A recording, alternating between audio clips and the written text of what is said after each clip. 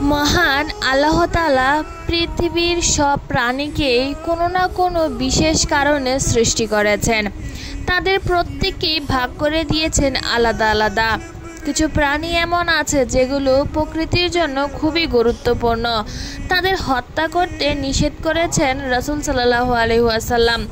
ইবনে আব্বাস রাদিয়াল্লাহু তাআলা থেকে বর্ণিত, তিনি বলেন, নবী করিম সাল্লাল্লাহু আলাইহি ওয়াসাল্লাম 4 প্রকার প্রাণীকে হত্যা করতে বারণ করেছেন। 1. পিঁপড়া, 2. মৌমাছি, 3. হুদহুদ পাখি, 4. চড়ুই সদৃশ বাজ পাখি।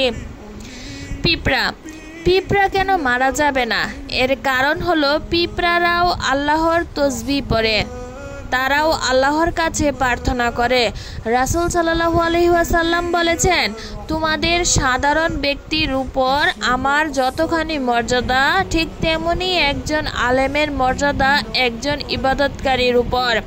তারপর রাসূল সাল্লাল্লাহু আলাইহি ওয়াসাল্লাম আরও বলেছেন, নিশ্চয়ই আল্লাহ তার ফেরেশতারা এবং আসমান জমিনের অধিবাসীরা, এমনকি গর্তের পিঁপড়া এবং পানির মাছ পর্যন্ত সেই ব্যক্তির জন্য দোয়া করে যে মানুষের কল্যাণকর জ্ঞান শিক্ষা দেয়।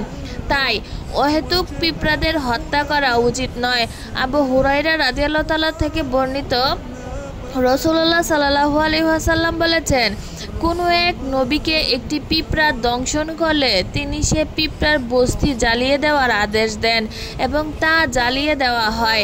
তখন আল্লাহ তাআলা তার প্রতি ওহী প্রেরণ করে বলেন, তোমাকে তো একটা পিঁপড়া দংশন করেছে, আর তুমি এমন এক জাতিকে ধ্বংস করলে যারা আল্লাহর মহিমা ও পবিত্রতা ঘোষণা করত। তবে কোনো পিঁপড়া যদি ক্ষতি করে তবে তাকে তাড়ানোর ব্যবস্থা নেওয়া যেতে পারে।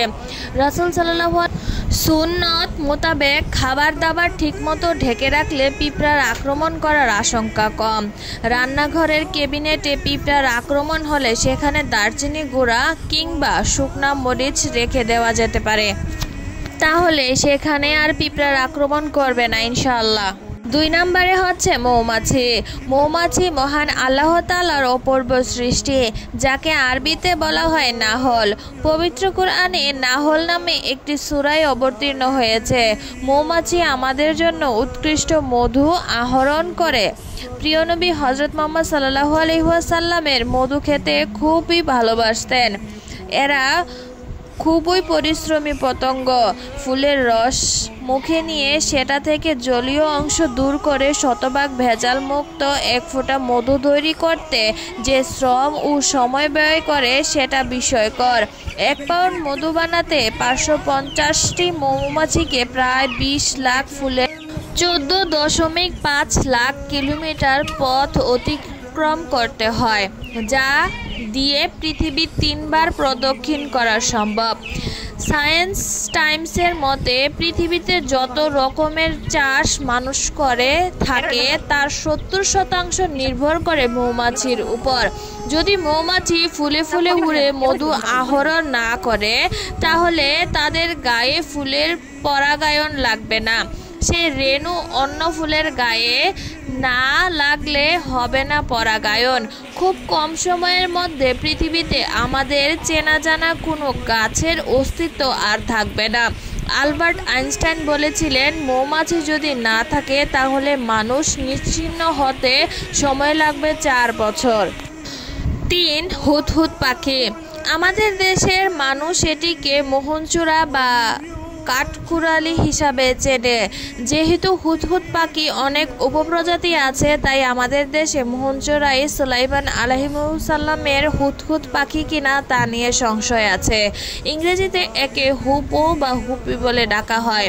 আরবি ও উর্দুতে একে ডাকা হয় হুদহুদ নামে।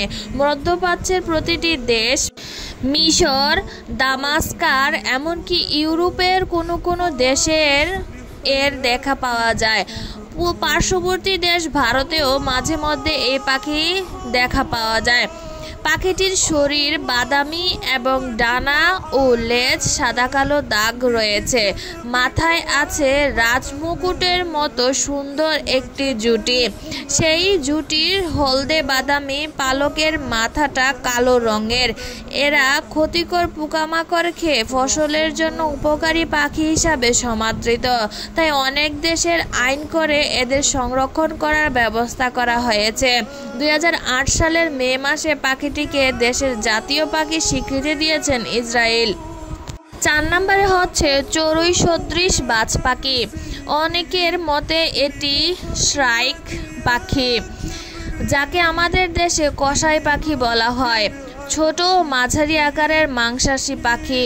শিকারের অভিনব কৌশল এবং তা সংরক্ষণের প্রবণতার কারণে এদের কসাই পাখি বলা হয়। এরা ঠিক মাংসের দোকানের মতো শিকার কাটা জাতীয় জিনিসে গেঁথে রাখে। মাটিতে থাকা বা উড়ন্ত পোকামাকড়, কীট পতঙ্গ, ছোট গিরগিটি, টিকটিকি, নির্বিষ সাপের বাচ্চা, ইঁদুরছানা ইত্যাদি খেতে পছন্দ করে। এছাড়া তাদের খাবার তালিকায় রয়েছে তেলাপোকা ও ঝিঝি পোকা, যার প্রতিটি জিনিসই তাদের ঘর ও ফসলের জন্য ক্ষতিকর। বাংলাদেশে এদের কয়েকটি প্রজাতি রয়েছে যাদের রং ও রূপ হচ্ছে আলাদা। তাই আমাদেরকে প্রাণী হত্যার আগে অবশ্যই জেনে নিতে হবে কোন প্রাণীগুলো আমাদের জন্য উপকারী।